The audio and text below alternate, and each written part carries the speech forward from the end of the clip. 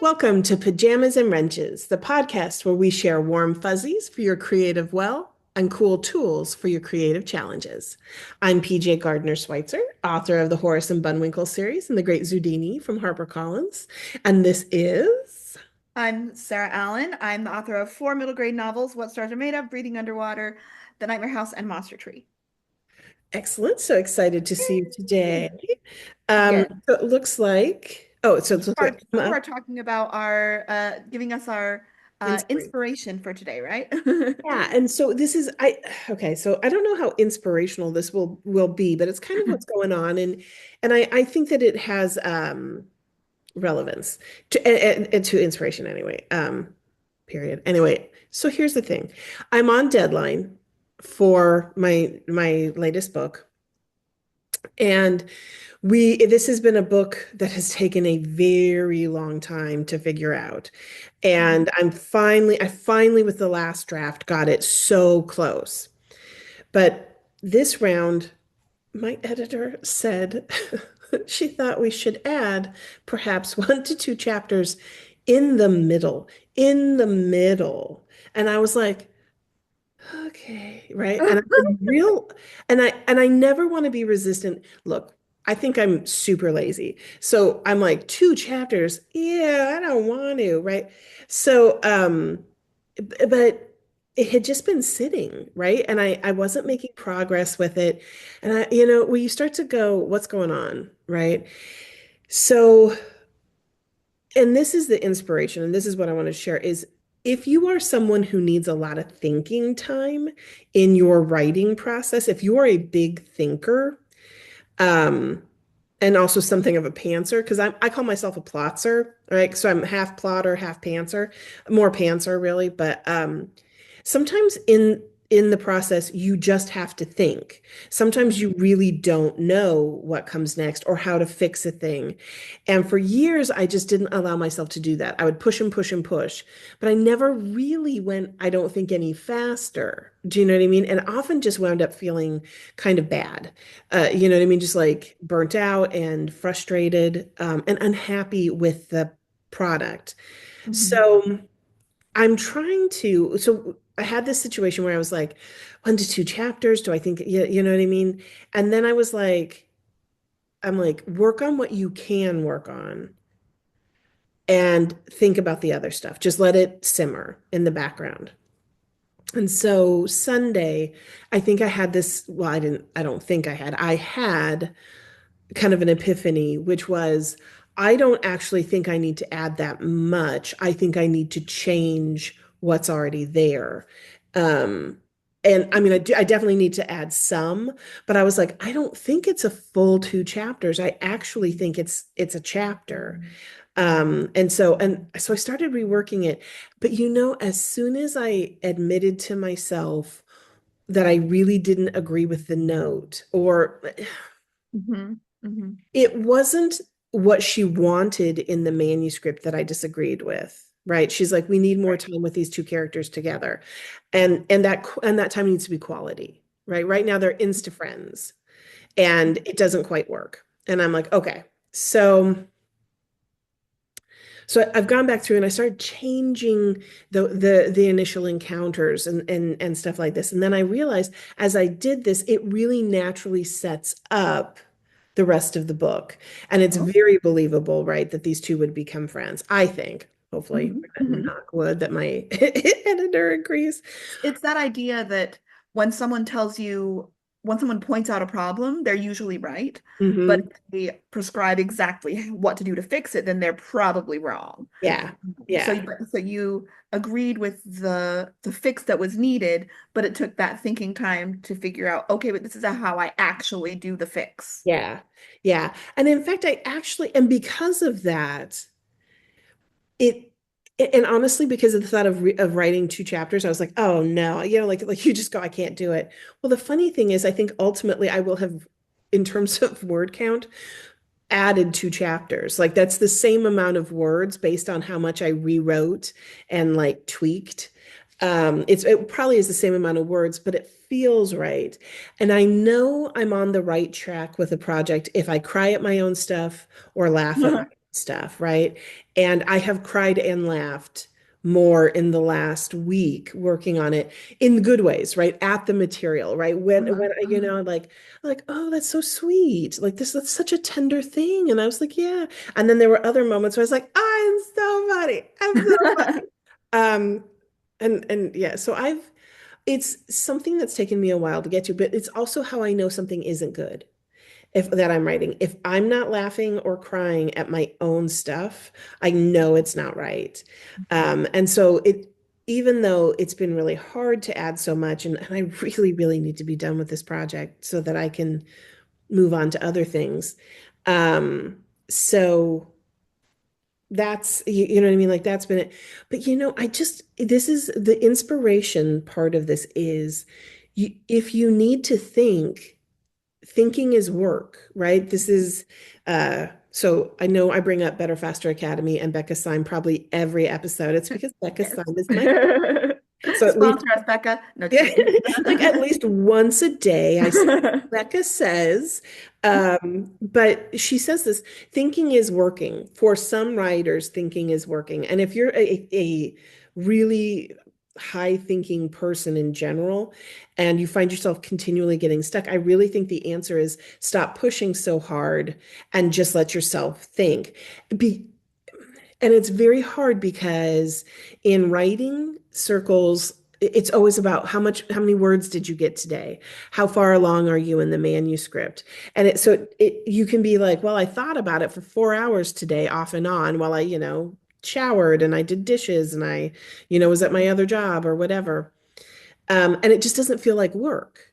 But it really is part of the work. Thinking is like, I mean, if you weren't going to think, you could just have AI do it for you, Yeah, yeah.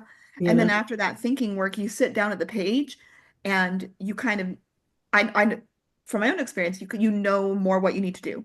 Yeah. As opposed to if you haven't done that thinking work, I sit down all the time and I'm like, well, wait, what am I doing? I don't know. I mean, I spent days where I knew I needed to figure out these two chapters. And I mean, literally, I had a bunch of the material already. It just needed to be reorganized. And Mhm. I sat there and I could not make myself do it. Now, I do also think maybe I have ADHD and I'm working on that. That was something that happened earlier. So I'm like, I think maybe some meds might help. But regardless of that, what happened was when I could finally sit with it, I did it. And in Mhm. fact, I rewrote and restructured a chapter yesterday in a way that I think is way better. Mhm. Um, but for days, I've been sitting here going, come on, we can do it, and not being able to do it. And I was like, I personally think so. Like, I think a lot of times we talk about procrastination. Mhm. Right. And we just assume if we're not working on something and not making forward progress, that we're procrastinating. But I don't think we always are. And I Mhm. think you can kind of tell, if you'll sit with your emotions and you'll sit with your body, I think you can feel when you're deliberately avoiding something and when you're just not ready to Mhm. do Mhm. something. Like it's just not there. But I do think that we do get in a pretty negative space where we just assume, oh, I'm just a procrastinator. Oh, I'm right. Whereas you may really just need to take a step back and Mhm. let that stuff Well, all. and in that vein, do you remember what you were doing or what you were thinking or more specifics about that sort of epiphany, that breakthrough that you had? Like, because it doesn't sound like it was when you were sitting down trying to bang your head against a brick wall. No, So do you no. remember like what you were doing or even just like in general the thought process that led up to that? That's such a good question. And so let me think. Um, First of all, I had given myself permission to think. You know what I mean? Like I was like, do what you can. So I was making like line edits where they needed them, and I was working on stuff that was easier, Hmm. Hmm. right? Um, So the story was still simmering in your brain. yeah, yeah. And I honestly think I was probably well, do you know what? Actually, it might have been I was doing a tarot reading. Um, Hey, awesome. right, right. So, and I think it so for me, tarot is like a spiritual type of thing. So to me, I think like if you're like a religious person, it might be prayer. But I Mhm, think what happened was I really just allowed myself to be in a space where I told spirit, the divine, okay, I'm open. mhm, I'm mhm, frustrated. I can't make progress, or I'm not making the progress I feel like I should be making. mhm, But I'm open. Help me, just help me be aware. And it was through that, and but repeatedly, it didn't come the first time I said I was open, right? It didn't, wasn't like, oh, bam, you instantly know. mhm. It was repeatedly, and then I think Sunday morning I was like, I'm not going to worry about it. I want to watch the Super Bowl today. I'm gonna want to do the dishes. I had other things I was going to do. And then like this voice in my head was like, you already know what's going on. You Oh my know, gosh, isn't that it blows my mind and is honestly sometimes frustrating how much that is often the answer where it's like, oh, I it's not anything new out there that I have to like go search out and find. It's what I've already got. And I yes. just didn't, it was right under my nose the whole time. And and a lot of times there's like this what I felt in that was there's this thing you're not admitting to yourself. And the thing you're not admitting is you don't actually think it needs two chapters. Right? You know, Ah, like, or you're hyper fixated on two chapters as mm, opposed to just making the story make sense all the way through, mhm, right? And I was like, I was telling my husband, I was like, I don't think I need to add two. For a little bit, I was like, oh, I don't think I need to add any. And then I went back and I was like, okay, no, I can see how I need to add another mhm, one. I actually will tell you, I wouldn't even be surprised if I do wind up adding two. And I'll tell you, and uh-huh, I think a lot of it is just the blockage of, oh, you have to add two chapters. uh-huh, And that becomes too much, right? And I'm like, oh, and like all you see is the work, at least me. uh-huh. Whereas when I was like, you don't have to, you can do it with what you've got. It might organically just do that. But when I took the have to out of it, so maybe there's a lot to this. Yeah, yeah. And I'm like, oh, um, I think there's just a lot to it. But honestly, it was that moment, and it was Sunday when I was like, just admit that you don't actually think it needs two chapters. Uh-huh.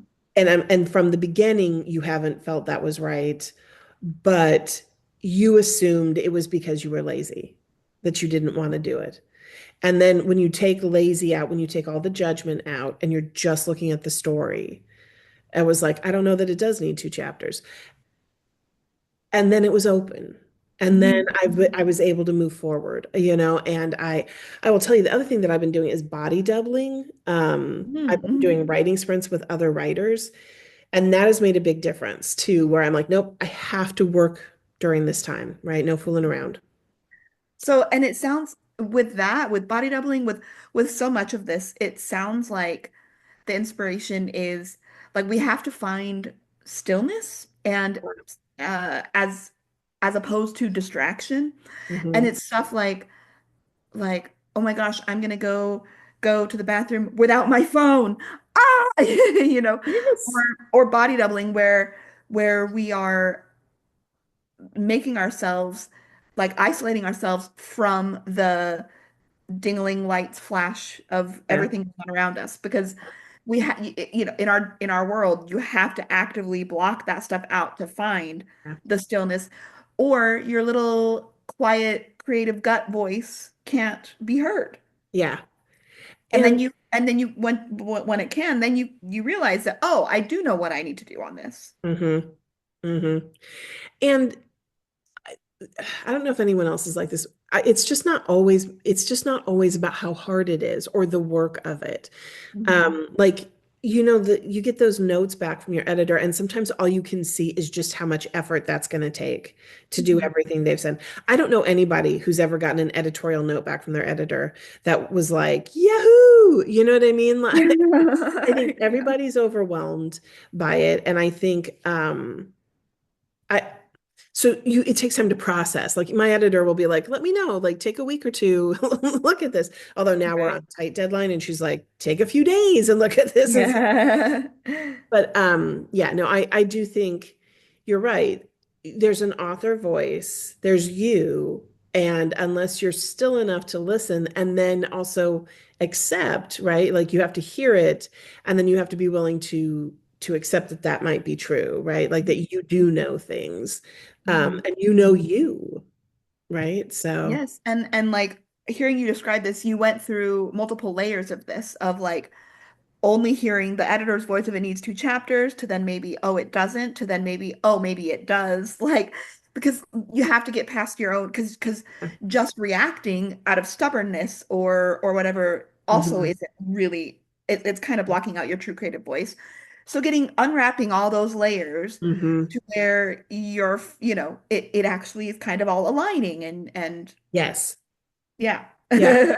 Yeah, and I think alignment is the right word. Like I do think it's just a process. At least it is for me, Mhm. of just of aligning my vision with my editors, and then realizing, because I have a really great editor and we have a good relationship, that it's actually the same vision, right? It Mhm. really is Mhm. ultimately the same vision. Mhm. Um, and I think sometimes too, you have to go back. When you do this as a business, like when this is your profession, right?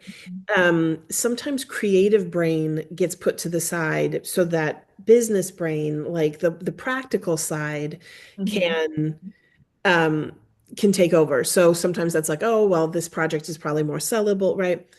But sometimes and then you have to pull back to the creative side. You have to fall in love Mhm. with the story again, with the characters again, Mhm. and then it can really advance. It's so true. Like that is having all of that in balance helps us keep going. Yeah, absolutely.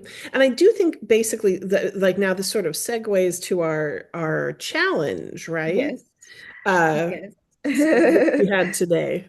I did. And speaking of the business brain, that is we're moving to the business brain for the challenge. Um, and I think it's a kind of a strategy question, which I am terrible at, but I think you are better at it than I, and I think also this is a challenge you will relate to. I think a lot of creatives, especially certain types of creative, have this challenge where uh, we want to do all the things creatively. Uh-huh. And then the business strategy challenge is how do you build a platform and how do you build uh, Yeah. a business or an identity, I guess, uh, a brand when Yeah. you're doing all the things. And I hate like we aren't really trying to be a brand, but still, how do you strategize the promotions, the platform Mhm. building, the marketing Mhm. when you want to do all the things? And I, it really is true. Like, not even just in the books I want to write. Even there, I want to do all the things. Like, I have contemporary books published, and I have uh middle grade horror published, and I have chapter books published, and I'm uh querying a picture book. I'm submitting going on submission with a picture book soon with my agent. And that's just the books.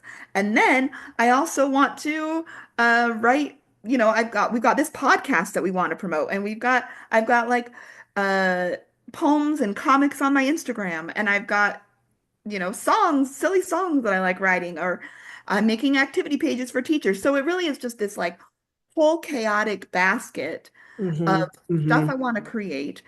And, that's a creative challenge in and of itself, is making all those things. But the business side of it is Yeah. I've got all this stuff, and now what do I do with it? And how do I Yeah. we talk about I've got my newsletter that I want to promote, and we talk about like niching down, I guess, or like in business terms, does go to that brand or that platform. Taking all of this, it's not cohesive, or how do you make it cohesive in terms of like promoting, because but outside of like I gotta promote. I don't want to just spend all my time like blaring on social media, my podcast, my newsletter, this book, and then this Yeah. kind of book, and then Yeah. this so 100%. that is my business challenge, taking all of those creative projects and turning them into a cohesive business whole. I can tell you that when I was my best at that is when I dedicated one day of the week to author business. Okay. And then I was like, I just called it Mundane Mondays. I'm a huge fan Mm, of alliteration. So I called it Mundane Mondays. And then I would just be like, okay, I do all the businessy things. And it can be author business or family business, right? But I was mhm. like, I just do, it's the phone call day. It's the set up the thing day. It's the come up with the plans for this day, right? And then I would say, okay, I didn't get everything, I didn't get to everything. And I was like, well, I guess it waits till next Monday because I don't have space the rest of the week to deal with this. Now, I don't know how practical that is. And I obviously, well, I don't want to say obviously, but I have not stuck with it. But when I was doing it is actually when I was the happiest, one in my Uh-huh. author Uh-huh. career, right? But also, I just think I was more productive. I knew instead of that feeling of, oh, I should be handling all of this. I should be handling this like every day. I'd be like, something would come up and I'd be like, that's Monday's problem, right? Mhm, mhm. That goes to Monday. I don't know that that's Yeah. practical entirely, right? So actually, Sarah, this is sort of funny, not to make it about me now, but we're No. talking about this because I'm a generalist as well. I think you and I are both generalists, wide breadth of things we want to do and that we're interested in, right? As opposed to so this is funny. Uh, Generalists are broad and specialists go deep, right? Right. But I had this sort of moment of clarity. I have lots of moments of clarity. It's very busy, and then like, Yeah. I'm Gemini, and I don't know that I super believe in astrology, but then I read stuff about Geminis, and I'm like, do they know me? One of the things that hit me with it was, and hopefully this isn't too weird, but was I'm like, your problem is, PJ, you're trying to be one thing and you Hmm. aren't. You just are not going to be. And I was like, look at Gemini. Gemini is literally always two distinct beings, right? Hmm. But the symbol, so if you guys don't, I don't know if I can show it. Okay. But the Uh-huh. symbol, this is the symbol. And what I realized was there are two distinct things with a unified foundation and Okay. a unified goal. Okay. Right. So my thought here is it's not about doing all of it. What happens is we want to do it all at once.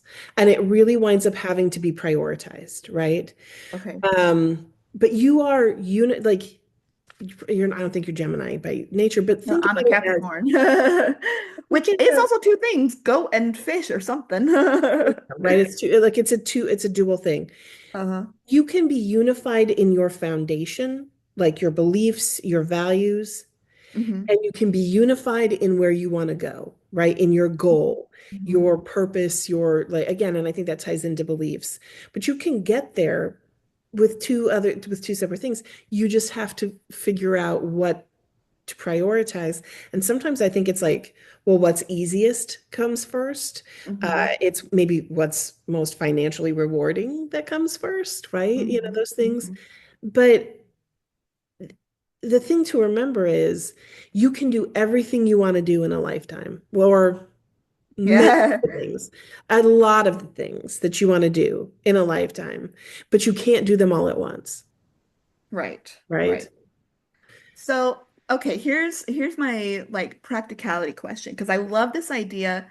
I love this idea of unifying it with sort of a a theme or an identity.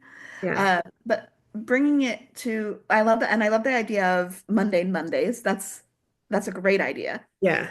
So if I were to do that, so let's just, I mean, I listed a whole bunch of things, like a whole bunch of projects I'm working on, but say I have a mundane Monday Hmm. and I'm working on the business side and I've got this podcast and I've got my newsletter, my Substack newsletter, and I've got my horror novels and I've got my contemporary novels that I'm all trying to like and look just even just with those four. Let's like there's that's only a small percentage of all the things I want to do, but just with Right, those right.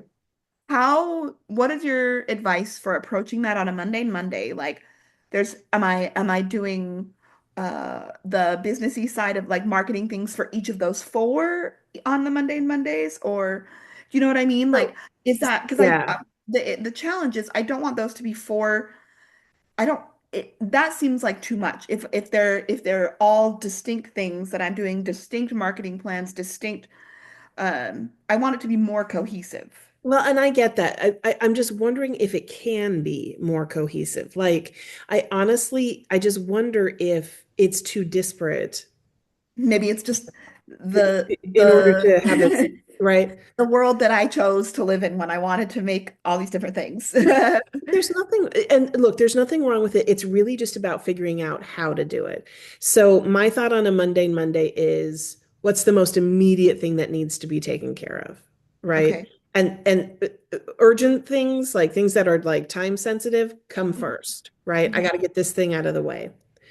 Um, the other thing is you may need to do 2 days a week. Like because of Right. how many Right. projects you have, you literally may not be able to just do a single day, right? You might, Right. or And you might, maybe it's an hour in the afternoon type thing. And honestly, that's how I break up my creative projects, especially yeah, my small ones.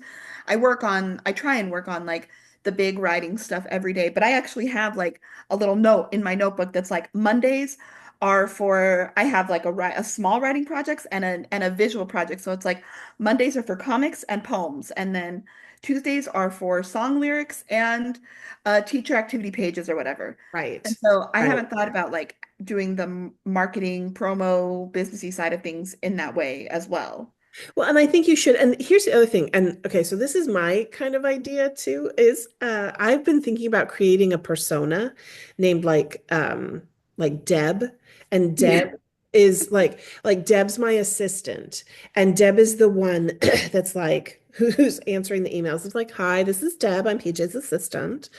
Or actually really probably she's more New York. She's like, oh my God, we got to get on top of this. Um, but one of the reasons I think about creating a persona is I think in some weird way, having it's like the distance you need to be able to look at your stuff objectively. Because you know Uh-huh, how, uh-huh, like you and I could sit down and I could tell you exactly what I think you should do. And in fact, that's sort of what I'm doing, right? But I mean, like I would tell you exactly what I think you need to do. It's so clear. uh-huh. And then I look at my own career and I'm like, eh. Also, very easy for me to promote you. I don't have any feelings of needing to feel humble or any right? At all around Uh-huh, it. I have uh-huh. utmost confidence in you, right? So sometimes I think doing something like that allows you. I keep thinking, personally, I want to form a writer commune where it's like 4 or 5 of us, and we're like, okay, this month you do social media posts for all of us, right? But I Oh, do this month all the newsletter stuff for all of uh-huh, us. uh-huh, And you know what I mean? And like, right. And then you have certain responsibilities, and each month you take on that responsibility, but for the group. uh-huh, uh-huh. And then you're guaranteed, and that I've always, well, I don't want to say always, but I've been thinking a lot that a writer commune would be really helpful. Uh, That's a brilliant idea. That'd be nice. and I'm like, yeah, but I think it's very hard to find like 4 people who want to jump in and be like, yeah, I'll do social media for all of us. Yeah. What I did have though, Sarah, as you were talking about this, is I really think sometimes it's about how to maximize like what you're doing, right? Mm-hmm, But hmm. also, like marketing wise, it's very hard in the genre that we're currently published in, Kidlit, Yes. to do a lot of marketing for yourself, right? Yes. It's just hard.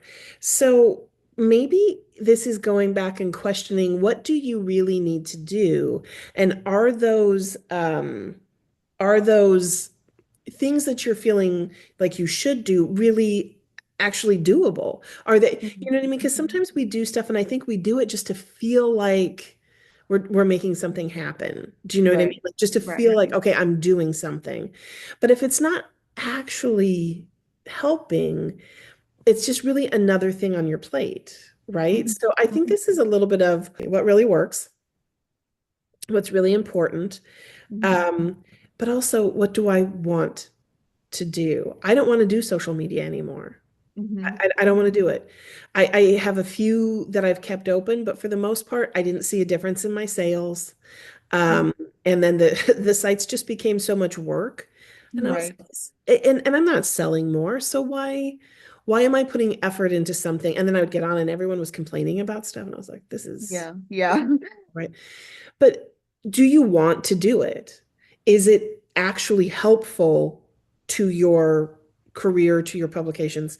And is it something you have to do? Like, is it just necessary? You know what I mean? Like a website at this point, that's necessary, you know?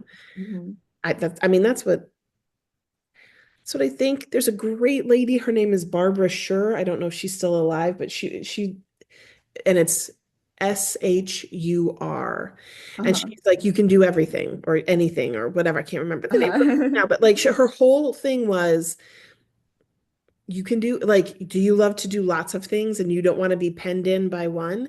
Then this is kind of how you do it. And she really did teach like prioritizing and stuff like this. But the Mhm. whole thing is you simply can't do it all at the same time. Yeah. So, I think that's absolutely right. I think that's the approach I need to take moving forward is uh calendaring each of these things I want to do and then really being honest with myself and being willing to let some of these things go. yeah.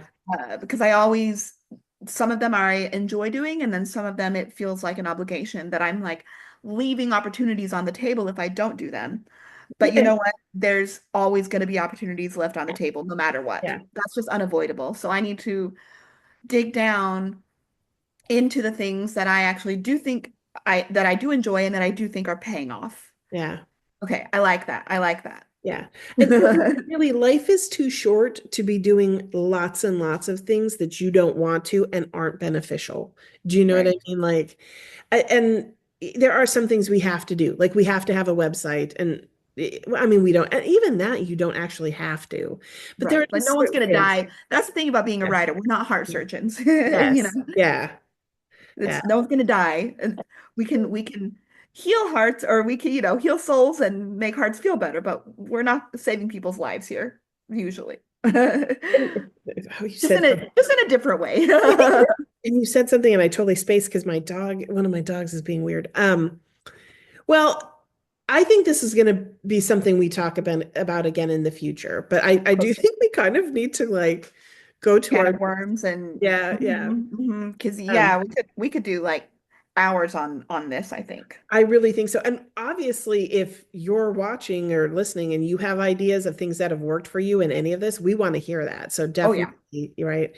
Yeah. Um, So you have a resource for us today, right? I do. And I don't remember if I talked about heart breathings with Sarah Cannon. No, I don't think Okay. so. Mm-mm. So she was recommended. She does an organizational one, and she has a website, but she has a free YouTube channel. So there's stuff that's you have to pay for, and there are Mm-hmm. programs. And I've heard nothing but amazing things. Her name is Sarah Cannon, and that's Sarra. But I have found she just has a lot of stuff for free on YouTube that has really helped me. Things like how do I decide what my next project is? Mm-hmm. Mapping stuff. And I believe she's indie published, but I all of the advice is good across the board. Like I have felt. And a number of times when I'm just like, again, I've got so many ideas. Where do I begin? I'll go watch one of her videos and it just really helps clarify. So I really like her, Sarah Cannon. And like I said, she's got the free YouTube channel called Heart Breathings. And then she does have a website and she offers all kinds of courses that, like, and again, like I said, I've heard nothing but amazing things about. So she comes highly Awesome. recommended. We will link it in the notes, and I need to go check this out. I think you'll like her. I really do. Awesome. All right, words of wisdom, my dear, words of wisdom. Yes, yes. I will close us off with some very positive. We'll end on a positive note here. It's one of my favorite quotes from one of my favorite movies that I think about all the time when I'm getting discouraged. And it's from, I don't know if this is where the quote originated, but I heard it in The Best Exotic Marigold Hotel, which if you haven't seen, go bless your life. It has like It's so good. every best British actor that you can think of is in it. It's got Maggie Smith and Judi Dench and Bill Nighy and oh, it's just fabulous. Um, but the quote is, and Dev Patel is in it, and he's a young hotel owner. And he's the one that says the quote, when everything seems to be going wrong, he's losing his hotel. And he reminds himself, everything will be all right in the end. And if it's not all right, it is not the end. And I love that so much. Going back to Strengths Finder, Becca Syme stuff, I am a futuristic-y person and a positivity person. So I love this idea that really motivates me that whatever's going on right now, it will be okay in the end. Hmm. And that helps me keep going, whether I'm dealing with a project deadline or a frustrating project or day job issues or whatever. So there's our happy note to end on. 100%. It's so funny. You and I are so similar because that's one of my favorite quotes too. And I say it all the time. Thank Thank you you. all so much for coming, and we hope you enjoy your next week of writing. Go Yes. forward. And while you're here with us, if you're enjoying the channel, please like, subscribe, and comment. We'd love to hear from you. Thanks.